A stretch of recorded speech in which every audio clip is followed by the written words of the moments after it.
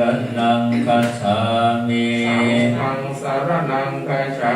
มิ ทุติยัมปิพุทธังสรณังกัจฉามิ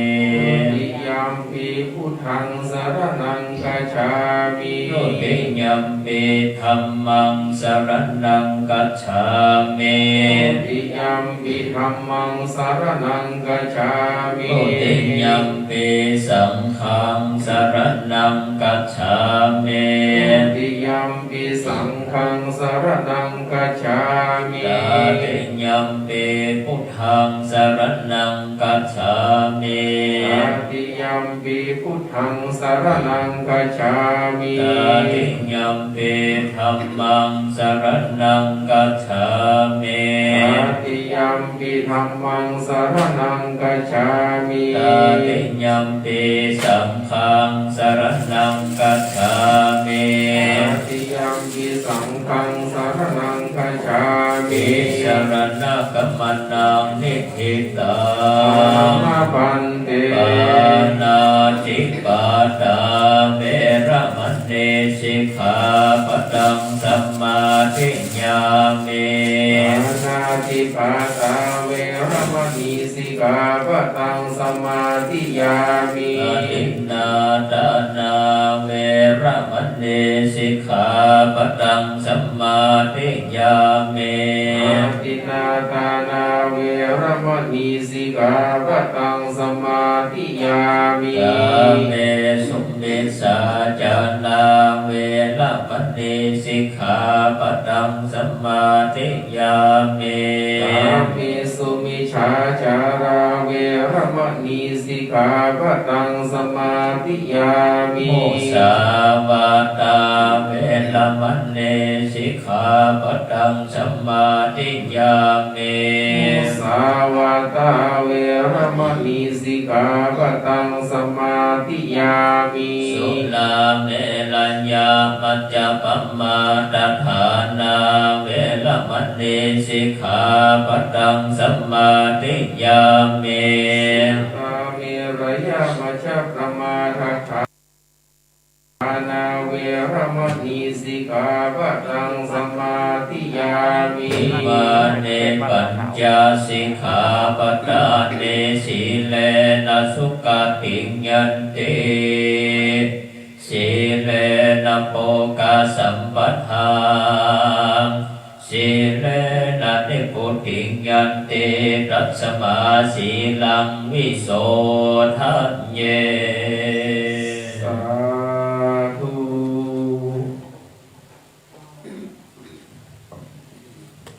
ในโอกาสต่อไป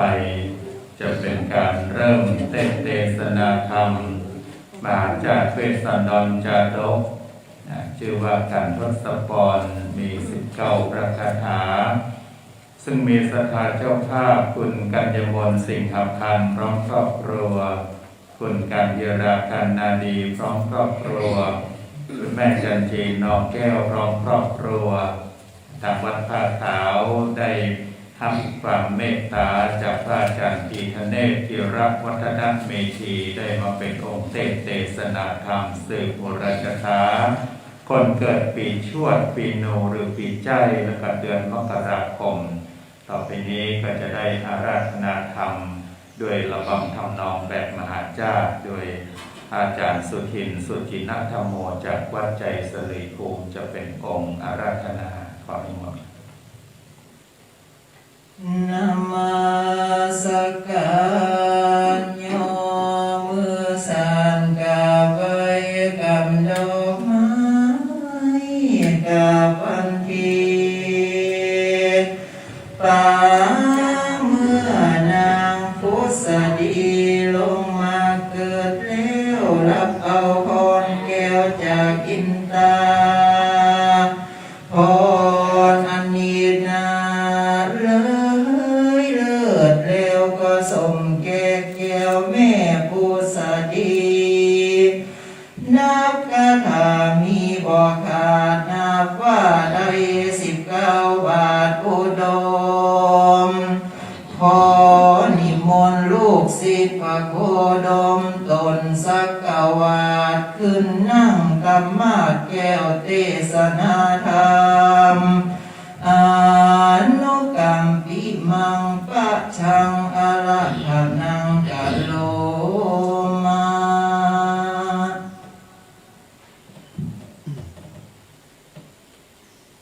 สา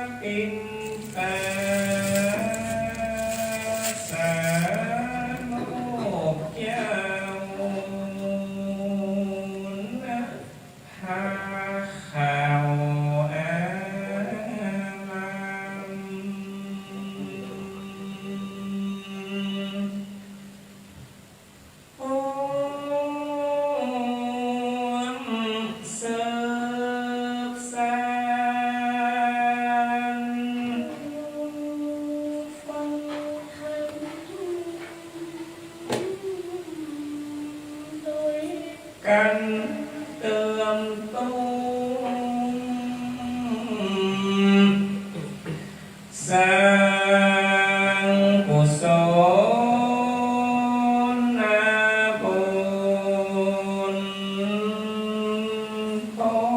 บหอมหุ้มอยู่สัสเด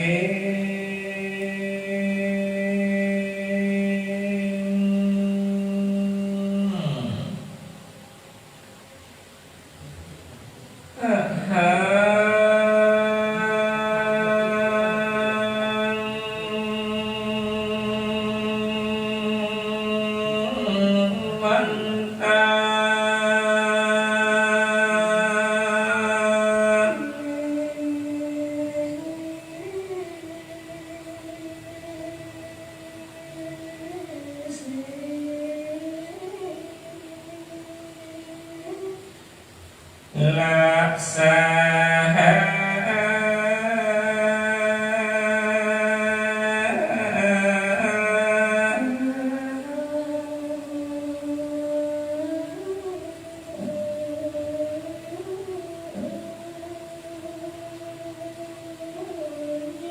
มือสาใสเอกา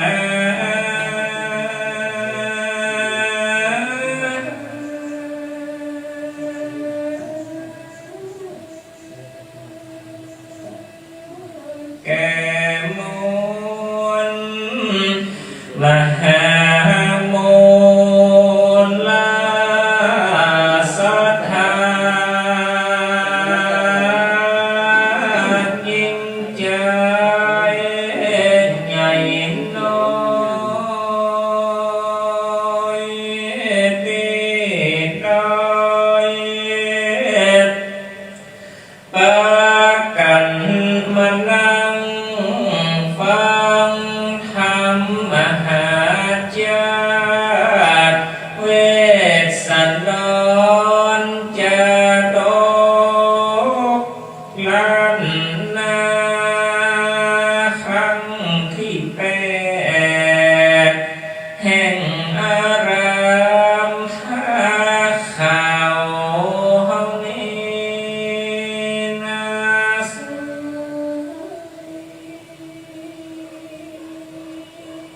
อิสัทธา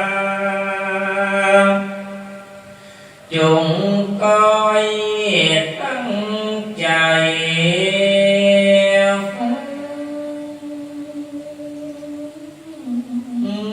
ไปทำพระสปอนกันเนสืบกตาปีใจปีโนนินาส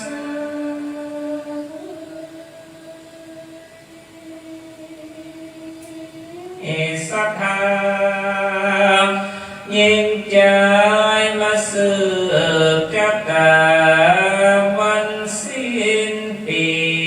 พศ2564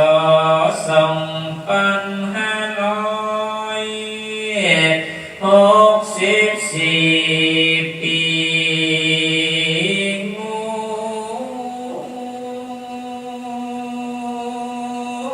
และเป็นวันมะม่วงเสริมสร้างวัฒนธรรมดีงามนั้น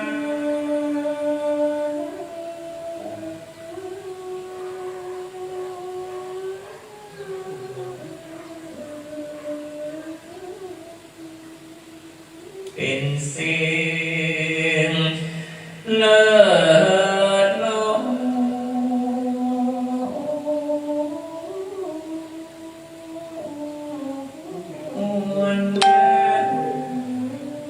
อันนี้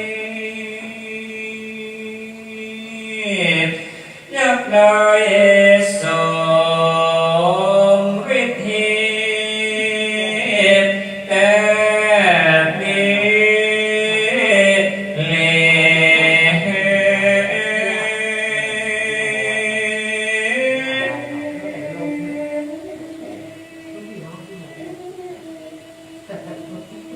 อย่าได้มีราชีมาเป็นปอมังมูลสมดังกรรมกำหาพันนาเตนะ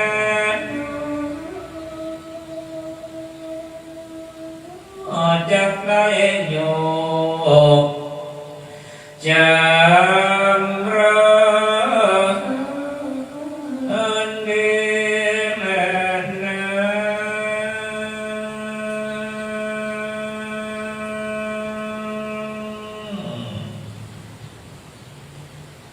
ขอถวายความเคารพแด่องค์พระพุทธปฏิมากรพระธาตุเจ้าเจดีย์ตลอดจนถึงสิ่งศักดิ์สิทธิ์ภายในอารามแห่งนี้ข้าเจ้าขอกราบถวายความเคารพท่านเจ้าพระอาจารย์พระมหาสกุลมหาวีโรด็อกเตอร์ท่านเจ้าอาวาสวัดผาขาวด้วยความเคารพอย่างสูงพร้อมทั้งพระสงฆ์มหาเถรานุเถระเจ้าคณะพระสังฆาธิการทุกรูปด้วยความเคารพน้อมน้อมบูชาคุณเป็นอย่างสูงขอเจริญสุขเจริญพรจำเริญโชคจำเริญใจจงมีแก่เหล่าบรรดาคณะสัทธาท่านเจ้าภาพตลอดจนถึงญาติโยมที่ได้ติดตามรับฟังและรับชม ยังการถ่ายทอดสดทางเพจ Facebook ไลฟ์ของวัดผ้าขาวอยู่ในขณะนี้ทุกท่านทุกคนณบัดนี้ขอเจริญพรศรัทธาทุกท่านยินดีต้อนรับได้เข้ามาสู่แห่งสัมมัญญการสดับรับฟังพระธรรมมหาจารย์เวสสันดรจาตุกล้านนาครั้งที่ 8แห่งวัดผ้าขาวตำบลพระสิงห์อำเภอเมืองจังหวัดเชียงใหม่ซึ่งในวันนี้วันที่31ธันวาคม2564ซึ่งวันนี้เราทุกท่านก็ได้มาสดับรับฟังมหาชาติเวสสันดรชาดกซึ่งเป็น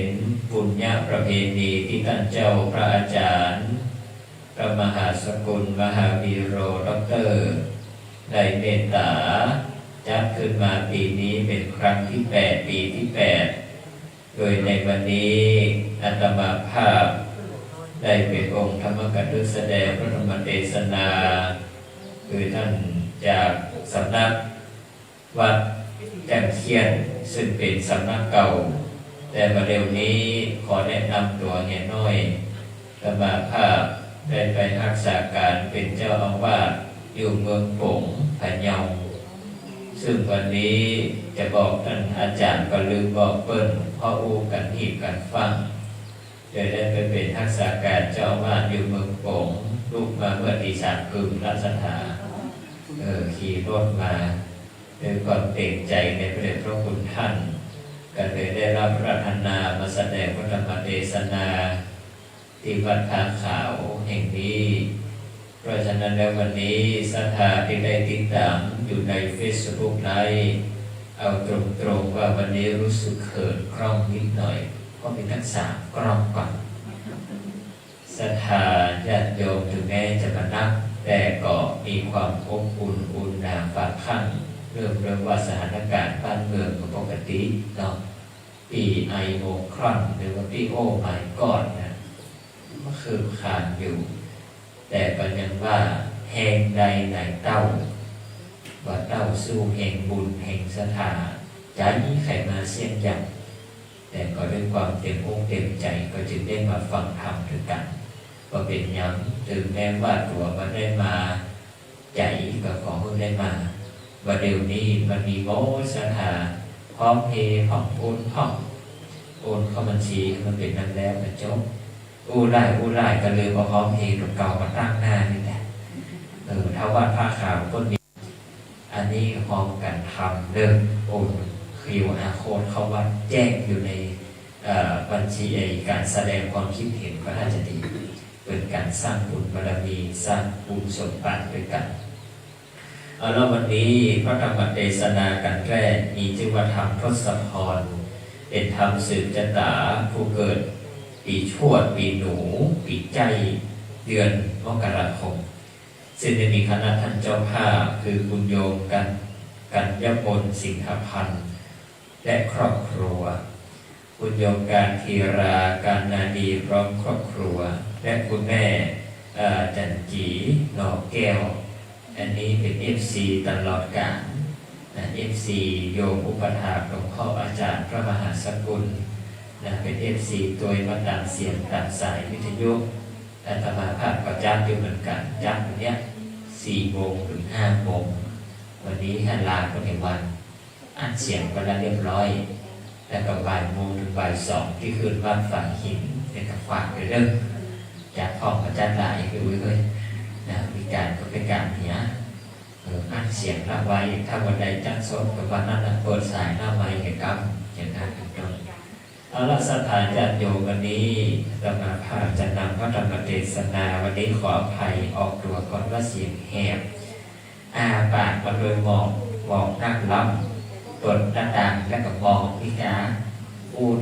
มาถึงเจียงใหม่เสียงแหบดังนี่ก็เลยเป็นผู้พูดขาดที่สถานญาติโยมก็ขออภัยเอาละวันนี้ขอให้ญาติโยมทุกท่านที่อยู่ทางบ้านก็ดีที่อยู่ในโขงจัตตาก็ดีตามเตียนปุจจาผ่านปฏิเนเดอร์อยู่บ้านตามเตียนเห็นเล่ม ฟังงามฟังทางเกียมน้ำยาถึงพร้อมบูนบูทูดอย่างการคนบรรลุเจ้าคนประหยัดน้ำเด้อทุเจ้าคนอยากหาสถานในเฟซนั่นเองอยากน้ำก็เรียบร้อยเด้อเอาละตั้งใจสดับรับฟังพระธรรมเทศนาอันเป็นการสืบชะตาปีเกิดของผู้ที่เกิดปีชวดปีหนูประจำเดือนเกิดมกราคมเป็นลำดับการสืบต่อไป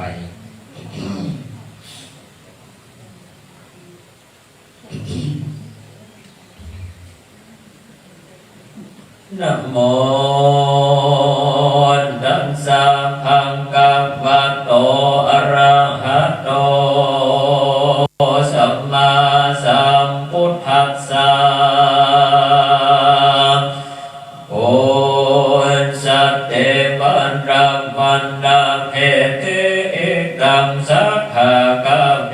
ลาวัตถุกุปาเนสัญญาเนโกตานังเตปิคารังโตปงกันลามัสสาอารัพากะเทนาสิโนราสัพพุริสะตังลายตั้งยิ่งใจมันโบอันตรงนานอยู่ฟังธรรมจงนะจำผิดภัยยังจะดกใส่เดิมอ่อนคือมหาพระเวสสันดรอันวิเศษอันตราพุทธเจ้าหากเทศนาในอดีตแต่ก่อนเช่นปูมอนเมื่อนาง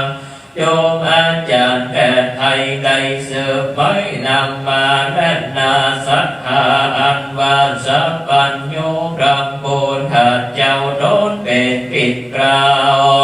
เตโลกาสอนสักดาวันมาคือได้พ้นจากดังพันทงสำราญยังอยู่ในเมืองแก้วกูกับเป็นลาบัดโดนก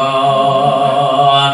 เป็นที่โกจรเป็นที่บาทบ่ฮือขาดกองกำในนิโกดาลำวังแก้วในประกอบพาลบแล้วยามปนอันตกลงสู่เบื้องคนเพื่อก่อนคือเป็นเหตุคือฝนบอกกะละปาดวิเศษมิมา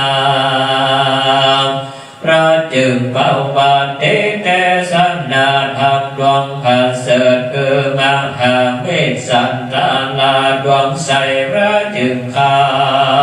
ยนำโอกาสเป็นบทบาทการทางวาโมสเทวาราวันพระเพติอุปาติเหตุปีแต่กาวอันรำโพนหาเจ้าหากเกสันนามาดังเนตสัทธาอันปัสสะปัญโยพระพุทธเจ้ากันตัสสะโลนะแล้วเล่าวันที่กองเมตตานี้ไปคอยใครโพดสักใหญ่น้อยสงสารใจสุขสำราญยิ่งยอดเนื้อเขาพ้นจากดังทุกข์โรคโลกาพระโกเทศนาธรรมดวงหานาเสดเกิดธรรมปัญจกัปปะกัปปะวัฏฏานาสูนเลิศแสงสารในป่าอิสิปตานาเมกาดาญัมวันของแถวนกเวียงแก้วบางลาดาสีก็มีอามาเจอเทดุดานิมาอันจุลีกงกาวาอันลาโอกาลาดานาวาขอโดนสัทธายอดใส่ดังอาลาอันตาบันโนเย็บเบิดโดนเพื่อสร้างโกศลแผ่กว้างเพื่อโอดพระเจ้าจังบิดาพระพุทธาโนยศยอดก็หูแจ้งโสดหันสายก็แสดงกากาไปโสดยังกินอยู่กับเป็นละวัตถุนากรกองดีแลนดาตา นั้นเราอันว่าปัญญาสักเกียละเจ้าโดนองค์อาจก็โอกาสยันจะหือจุมเสนาโปกเป่าหือใครจะเก่าปันใหม่หือญาติการไหลวันหมู่บ้านจุ่มนุ่มอยู่เพียงกันว่าวันดีเขาจะได้หันตอนเราสิขาดเจ้าในหาวดังโอเมโลปิงเป่าสังฆสุญาได้จ้าเบินาเลหายังสาธายังจอนันควรกับยอดโดนสัทธาดาวผ่าพันลายศอาจก่อสมโอกาสไขขันวาที่ส่วนอุตญาณใหญ่กว้างแห่งพระตนพระเจ้าจังผ่าปันลาอันมีเจอบาดิโคดาน้ำของแผ่วก็หากเพิ่งควันแล้วบ่ได้วันผ่านดาผ่านดาเพียวกว่าคือสะอาดดีงามเฮาไหลลามอนหมู่กันจะไปสู่ส่วนอุตญาณวันมีดวงบ้านดอกไม้ใบน้อมใบโบจายังตนสักหาปิ่นเก่าหื้อคนหนุ่มเน่าไปก่อนดังเด็กน้อยอ่อนยิ่งใจนะส่วนตัวทั้งหลายหมู่ขันยาทั้งหลายแก่เท่าก้อยไตเต้าโดยไปส่วนเจ้าห่อใจที่รายก็มามาดโยดาตั้งเสนาบอนผู้เสด็จไปสู่นิโคดาลังก็นิขันแดนนาสัทธาอันวัสสะปัญโยพุทธาเจ้าหูยังอัจจาสลายแห่งโคตรเงาเบน้องอันมาแปดสองหลายดำเขาบ่เบใจงามจมเจิดเบตีเจิดใจบานบ่อสาตุการกงเก่าย้อนมาหน้าเก่ายังมีส่งควันเดสอนปอกคือมาหน้าออกสันดานควันสำแดงปาฏิหาริย์พิเศษคือเขาหูแจ้งเจตเราลาแล้วพุทธาเป็นเราก็สำแดงเขาจะรู้ท่าจารย์อันเป็นอาเป็นญาณญาณแก้วกูแล้วก็เสด็จขึ้นสู่อากาศเรียงรายนะผ่านองค์อันเดชพระบาทดังกูหือตกลงสู่หัวดาวดังลายแล้วก็พันไปสำแดงแสงมากลำมือเป็นลำน้ำลำไฟที่ใต้ต้นไม้อัมพาแต่ก่อนนั้นก็มีแลตถาในกาลนานปัญญาสเตสุตโตด้านนาโดนเป็นบ่อได้เล็กพออาสัจจานพระจอมทานจอเก่าข้าแด่เจ้าโกย้ำเมื่อก่อนแม่นมอุ้มเจ้าบุญจูไปสู่ที่ใต้ต้นไม้จุมโพตาวันโตใบกายเอาบอกให้พัดมีอักษาจันมีเบขนาดตนดาวราทิตาได้ไว้สานอนเอาส่วนโตเทียาเล่าไข่บานพ่อย่อมือผ่านคงเก่าไว้สายังเจ้าสัมตีก็มีแลตถาในกาลนั้นเล่ายังเมื่อปรัญญาเจ้าสุดโตตัณนาไว้ปาตาพระบาทจุมพระญาสักเกียรดังไหลอาจเป็นตนเป็นหมู่บ่อาจดังต้นอยู่น้อยดังกันย้อมือใบเนื้อหัวคงกราบยังอาโนพระพุทธเจ้าตวนจูคนเหล่าสันดีก็มีแล้วนักสักบิ่งขันในการนานันใสบนอาใหญ่เมกาก็ได้ตกลงมาสู่ดงฝนโบกกลับปัดดูอัศจรรย์เมสีบางวังแดงดังน้ำ ครั้งดุงแงมโตกงานไหลดามเนื้อแด่คนหนุ่มแก่คงใดอันมีใจไข่เปียไข่จูงฝนก่อนลมตกใส่หือใดเปียเสียงไฟกาญญากันคนใดนากัวเปียโยมดังอาจคนหาด้านก่อนนี้ไก่กับบัดดอกใส่เจ้าได้เปียหำอัศจันดังเดกันกล่าวจีว่าเป็นฝนโปกาลาปันอันว่าก็เพื่ออันแลนาส่วนเจ้าปิงกูต่างหลายอันนั่งใหญ่เป็นหมู่ร้องนาอยู่รงธรรมก็มาจากกามเป็นเหตุเพื่อจักคือพระเจ้าเทศนาว่าฝนโปกาลาปันนั้นนาหาใหญ่โตลงใส่เช่นห้องนาโยมโมปีน้องประสัทธาสัมมาทาราบ่เปียบ่โยมสันได้จักเป็นอนุภาพใสหาเสดแห่งราดลเลิศจอมธรรมมาตาโคภากาวาได้กาลนั้นไสราติไวสัทธาได้เนกำจากเก่าพระแหล่งรูหันเก่าเหตุจักวันเตสันนาจึงเห็นลาราพราเสด็จจากกันตากุติดังราชสีตัวอาจไปนั่งเหนืออาสนาแต้นแก้วกับบัวละมวลแล้วดีงามยาทีนั้นนาเจ้าปิกหูโดนองอาจอันโจจะลาโดยโวหารก่อนนำมาสักการบอกเราดังแต่ลำดับเก้าเดิมมาตาโคกากาวะในกา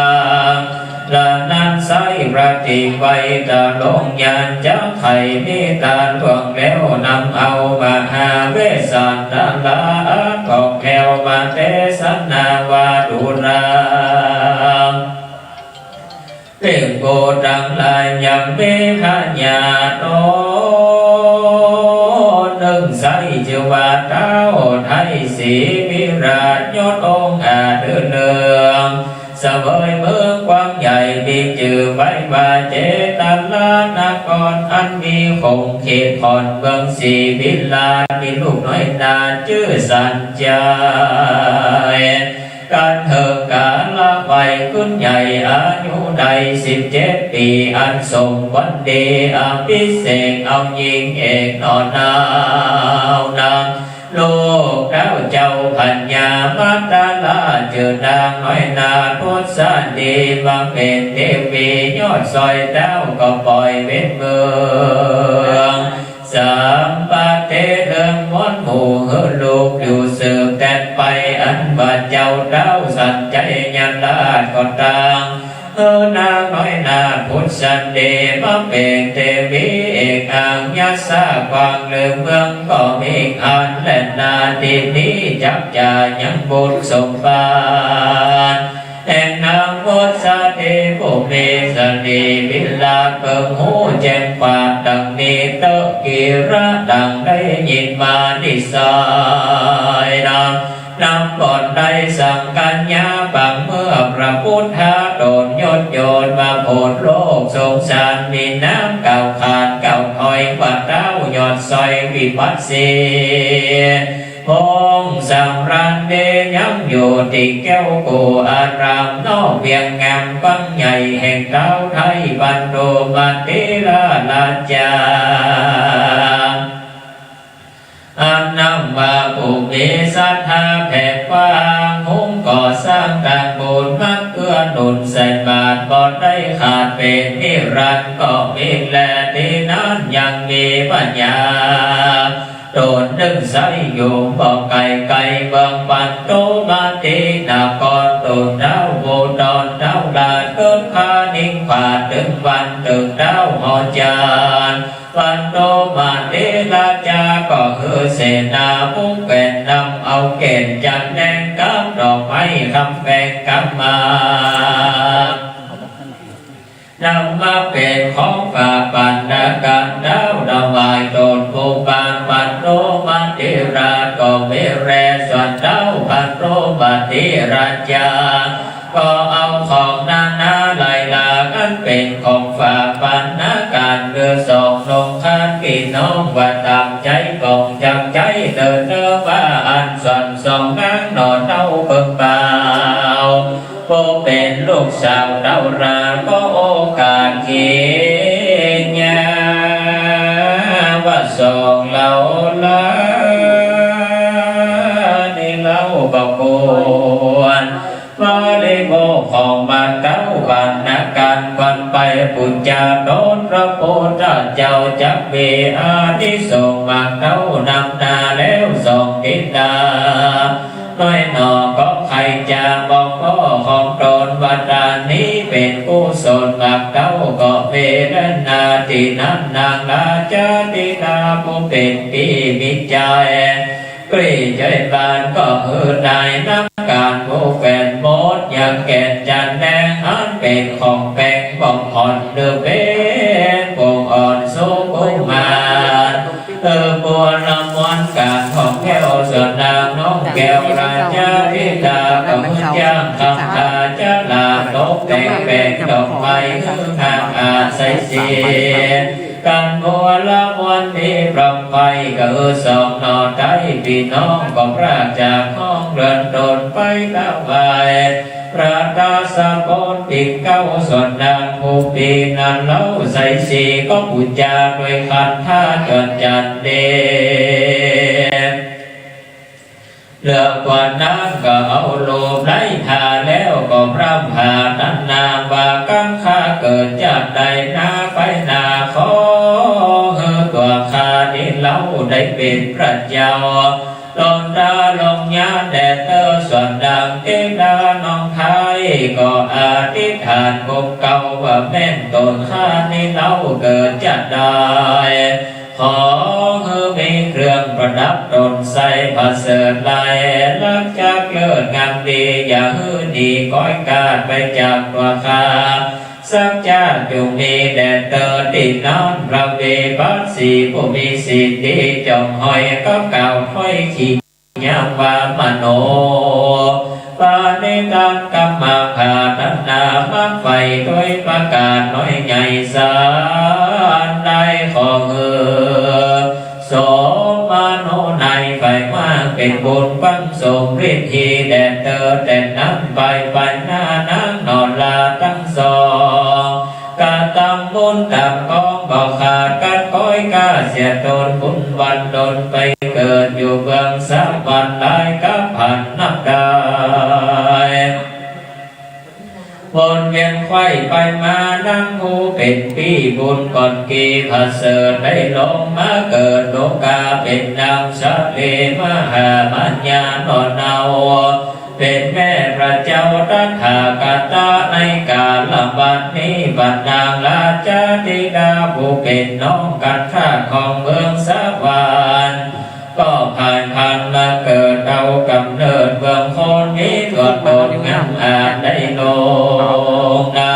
เป็นโลกพัญญากิ่งกิสังอาคุณใหญ่มีลายลักษณ์จักไว้งามดีประดับด้วยคำใสสีของแก้วเต้าโดดแก้วปิดตาตั้งญาติกาพี่น้องอันใดมาแวดซ้อมเป็นบาลิบานจึงใส่น้ำขานยอดซอยวันนางนอน้อยอุลาสถากันนางราชาธิดาขึ้นใหญ่อายุใด17 พรรษาได้ฟังธรรมเทศนาอุบาทแห่งพระเจ้ากัสสะโดดมีสิ่งสะอาดขาวใสท่านมีใจจงเจริญปิติตื่นยินดีสัทธามีออกบวชผลแล้วลวดนิพพานก็มีหันและนาส่วนพระพัญญาเก่งเกศลาเจ้าภาษาทางกาเมลาจะอิดาบโนอันวันได้ก็ได้ภายพันมาเกิดอันใดใส่น้ำขานยอดซอยนางอันว่าส่วนนางสุธรรมานิสัยสมบูรณ์ไว้หลายลำอันใดมีสิทธิงามประเสริฐได้เอาตนไปเกิดองค์ฟ้าเลิศกสินสี เจอนางโพสเดยอดซอยเป็นกู้หอยอินตาอยู่นานมาบัดใจจ้าก็มีนิมิตหาผักการมาผักกอดยานติดก้อยเกิดแก่นางยอดซอยพุทธดีเป็นดังดีจีหันโอนบัดดังดาโมดน้อยนาจำก้อยกาดับขันจากสวรรค์แห่งห้องลงสู่ห้องเบิ่งคนดาวดาวเบิ่งบนขวานหูกับมานางกินผู้บุญสันเดมาเหตุสีย่นใหญ่ไปสู่สวนดอกไม้อุทันยานดอกไม้บานเดินแดดขาดทักแผ่เดือดลายนางพุ่งหายหยอดสร้อยงามจึงจ้อยพุทธสันเดนอนดีสันดีวินดาอันงามอาบอดดาโคนอินตาดาวใดก็นั่งอยู่ใกล้ตัวนา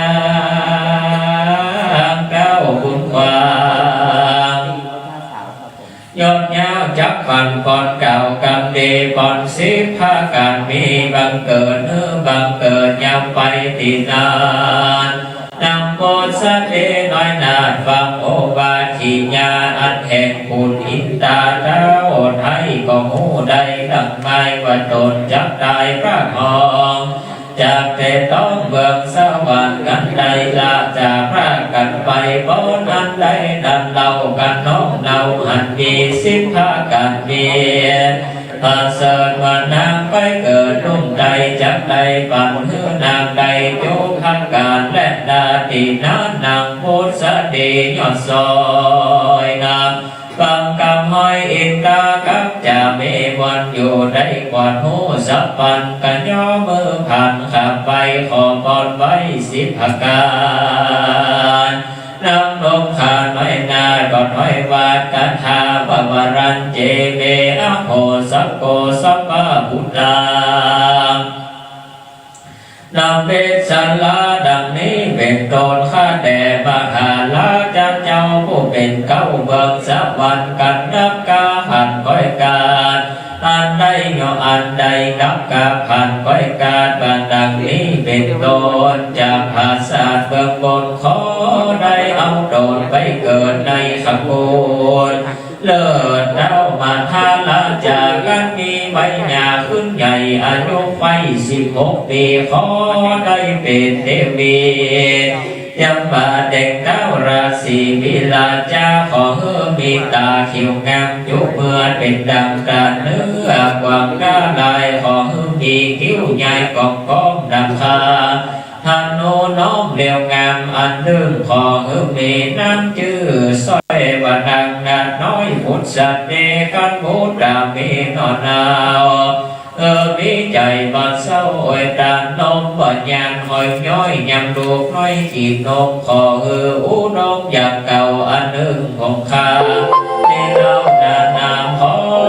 ดำจากงอพาโคตออกบนหัวขอมีตัวเกียงอ่อนสูงกุมารอันหนึ่งมีคนมีต้นขานับใหญ่ขอได้คนไล่ไปพ้นออกท้ายจากพ่อสังกาตอนนั้นนาฝูงนี้นับวันที่10อาการขอบันดังคือขาไทยได้สมมากไฟจุภาการแดดเดอสะโกเดบลาจาส่วนพญา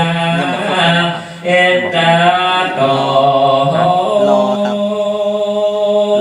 ยอดยาวฟังนักกล่าวขอดต่อ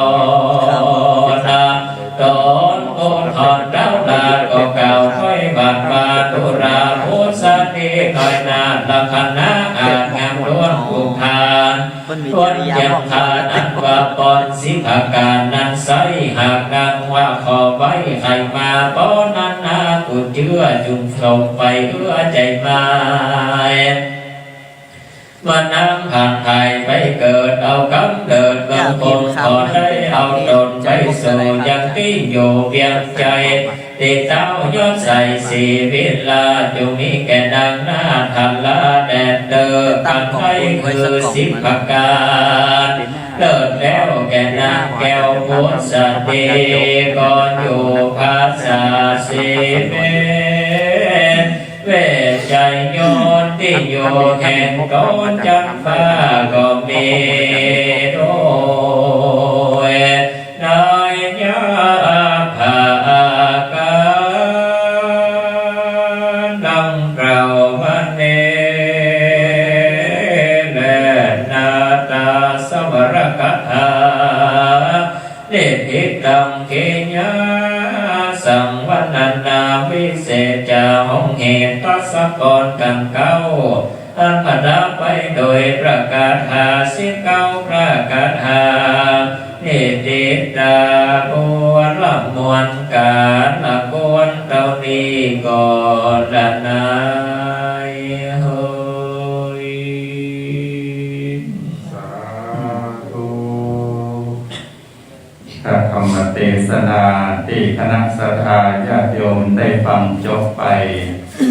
ชื่อว่ามหาจารย์เวสสันดรจาดกกันทวนหนึ่งชื่อว่าทศพร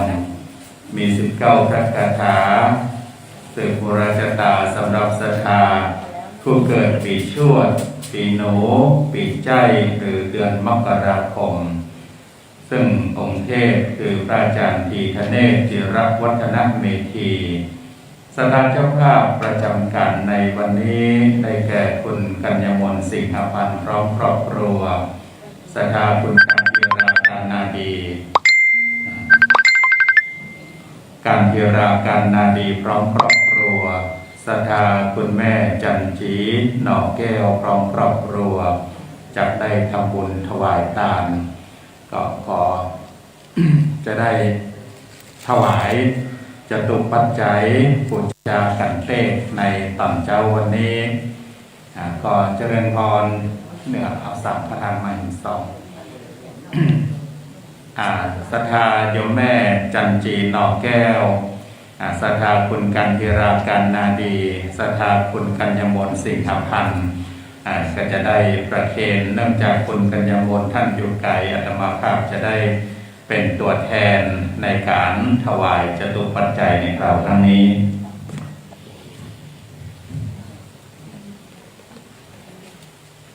จะแม่จันติจบกัน